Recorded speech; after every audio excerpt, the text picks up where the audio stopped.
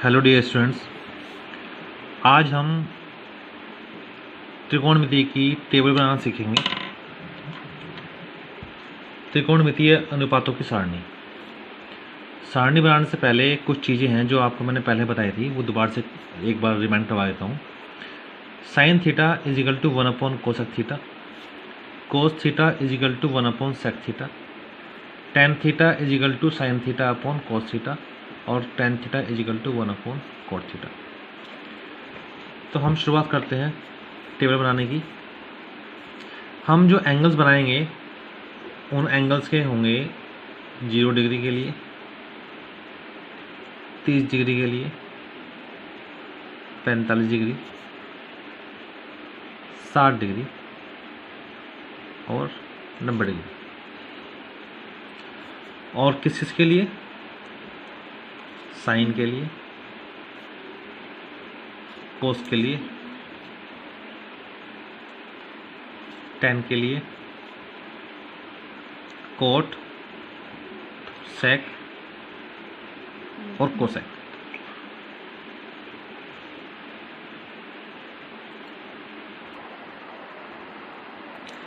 तो यहाँ शुरुआत करेंगे हम। यहाँ पे हम काउंटिंग शुरू करते हैं लिखना 0 1 2 3 4 और इन सभी को डिवाइड कर दीजिए आप 4 से।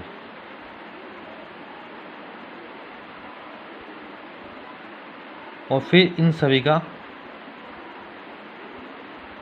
रूट कर दीजिए।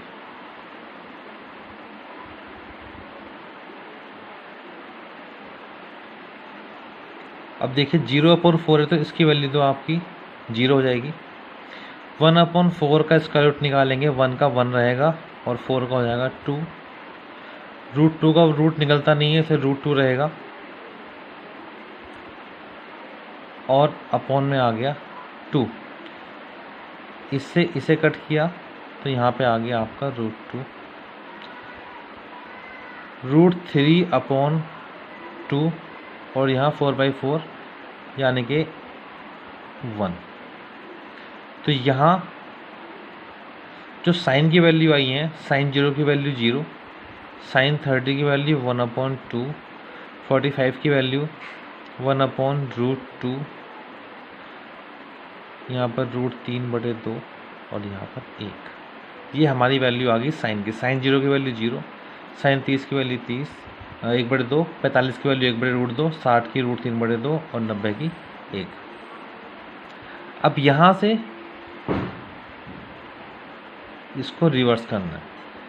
1 कोस के लिए जो है 1 यहाँ पर आ गया, उसके बाद में √3/2, उसके बाद में 1/√2, उसके बाद में 1/2 और उसके बाद में 0। यानी कि हमने रेल बना दी इसकी। और ये वाला डिब्बा जो सबसे आखिरी में डिब्बा था वो सबसे आगे पहुंच गया, सेकंड लास्ट वाला सेकंड नंबर पे, थर्ड लास्ट वाला थर्ड नंबर पे, और जो सबसे फर्स्ट नंबर पे था वो सबसे लास्ट नंबर पे आ गया। तो इस तरीके से साइन की वैल्यू आ गई हमारी 0 की 0, 30 की 1/2, 45 की 1/√2, साइन 60 की √3/2 और साइन 90 की 1। और जब इसको रिवर्स किया तो यहाँ पर cos 0 की वैल्यू 1, cos 30 की वैल्यू √3/2, cos 45 की वैल्यू 1/√2, cos 60 की वैल्यू 1/2 और cos 90 की वैल्यू 0। अब tan, अभी जो मैंने आपको फॉर्मूला बताया था उसमें लिखा था tan theta equal sine upon कोस, यानी कि sign theta upon cos theta. इसका मतलब हुआ कि अगर हमें tan 0 की वैल्यू फाइंड करनी है तो हमें साइन 0 अपॉन कोस 0, मतलब 0/1, दिस अपॉन दिस। तो इसकी वैल्यू हमारी आ गई 0। इसी तरीके से साइन 30 tan 30 की वैल्यू के लिए साइन 30/कोस 30, यानी कि 1/2 अपॉन √3/2।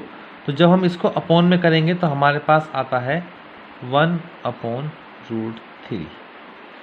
इसी तरीके से जब हम tan 45 के लिए वैल्यू निकालेंगे तो 1/√2 अपॉन 1/√2। तो इसकी वैल्यू कितनी आएगी 1, इससे पूरा कट जाएगा तो 1 आ गया। जब यहाँ ये बटे ये करेंगे तो हमारे पास इसका मान आएगा √3।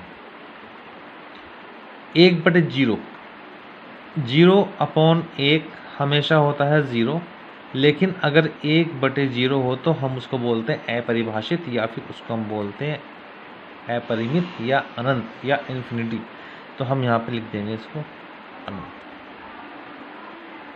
ठीक, अब फिर से यही काम करना है जो हमने ऊपर किया था।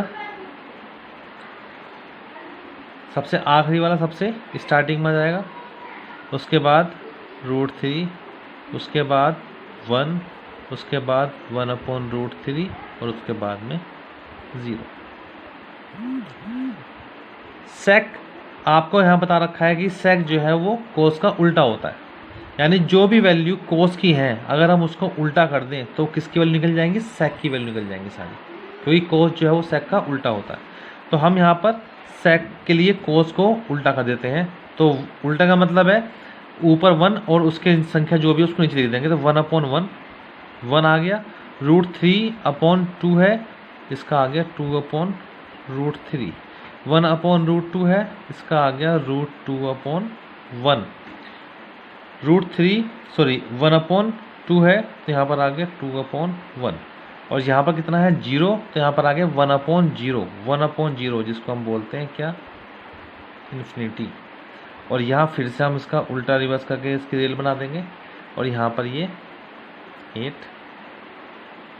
2, √2, 2/√3 और 1।